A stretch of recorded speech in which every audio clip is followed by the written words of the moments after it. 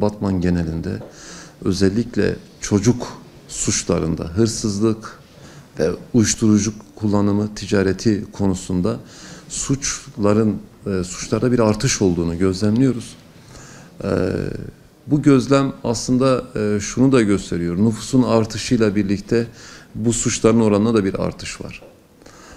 Özellikle çocuk mahkememize en çok yansıyan suç tipi çocuk hırsızlığı. Hırsızlık suçu. Ve bunun artık özellikle bazı aileler nezdinde, bazı soyadlar nezdinde bir meslek, aile mesleğine dönüştüğünü görüyoruz. Hırsızlık suçunda, yine uyuşturucu kullanımı suçunda ceza müeyyideleri artırıldı. Ancak müeyyideler artırılmasına rağmen suçların azalmadığını görüyoruz. Aksine bir artış gösterdiğini görüyoruz. Bu sadece cezaların artırılmasıyla çözülecek bir konu değil. Devletin tüm kademelerinin, bunun yanında STK'ların, sivil toplum kuruluşlarının ve derneklerinin de ortak bir çalışma ile azaltılabileceğini düşünüyorum. Yani siz hırsızlık suçunun veya uyuşturucu suçunun cezalarını artırarak bunların azalmasını sağlayamazsınız düşüncesindeyim. Valiliğin son dönemde özellikle uyuşturucu ticareti suçu ile ilgili bir hassasiyeti var, ciddi çalışmaları var. Emniyetin de bu konuda ciddi çalışmaları var. Çok sayıda vaka ortaya çıkarıldı, çözüldü ama bu da yetmiyor. Uyuşturucu ticareti suçu en zor ortaya çıkarılan suç tiplerinden biri. Mutlaka işlerinde bir muhbirin, bir polis muhbirinin olması gerekiyor. Ancak bu şekilde ortaya çıkarılıyor. Ve bu artış hakikaten bizleri korkutuyor. Devletin tüm kademelerinin, bunun yanında STK'ların, baromuzun ortak bir çalışmayla, ortak toplantılarla bu konuda nasıl çözümler getirilebilir, neler yapılabilir, azaltılması konusunda bizce koordineli bir şekilde çalışması lazım. Ve özellikle çocuk suçluluğunda cezaevine girme korkusunu yendikten sonra çocuk bunu artık devamlı hale getiriyor. Bizim amacımız şu olmalı. Hırsızlığa bulaşan, uyuşturucu ticaretine bulaşan çocuklarımızı nasıl tekrar topluma kazandırabiliriz, nasıl rehabilite edebiliriz? Amaç biraz bu olmalı, bu yönde çalışmalar yapılmalı. Son dönem gündemde istismar vakaları da var.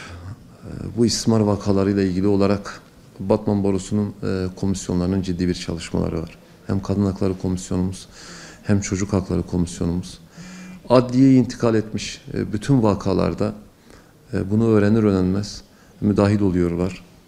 Gerekli özeni gösteriyorlar. Şu an Çocuk Hakları ve Kadın Hakları Komisyonumuzun müdahil olduğu 28 dosya var. Komisyondaki meslektaşlarım mağdurun yanında mağdurun daha fazla mağdur edilmemesi için ellerinden gelen çabayı gösteriyorlar. Yine bu konuda suçluların hak ettikleri cezaya çarptırılmaları için ciddi bir çaba gösteriyorlar. Bu anlamda ben komisyon üyelerime de teşekkür ediyorum. İstismar suçları için cezalarımız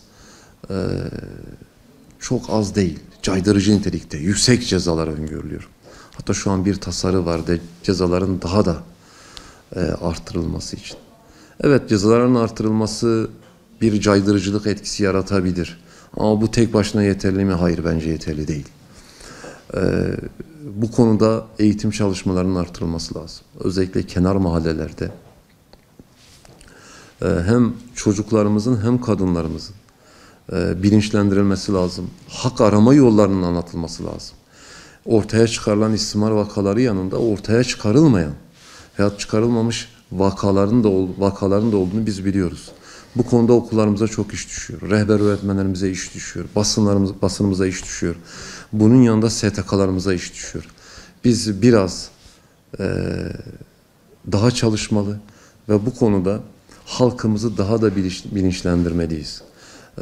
Hak arama yollarının ne olduğunu hem çocuklarımıza hem kadınlarımıza anlatmalıyız. Korkmasınlar, çekinmesinler. Bu konuda emniyet gerekli hassasiyeti gösteriyor. Karakollarımız gerekli hassasiyeti gösteriyor. Baromuz var bu konuda, valilik var.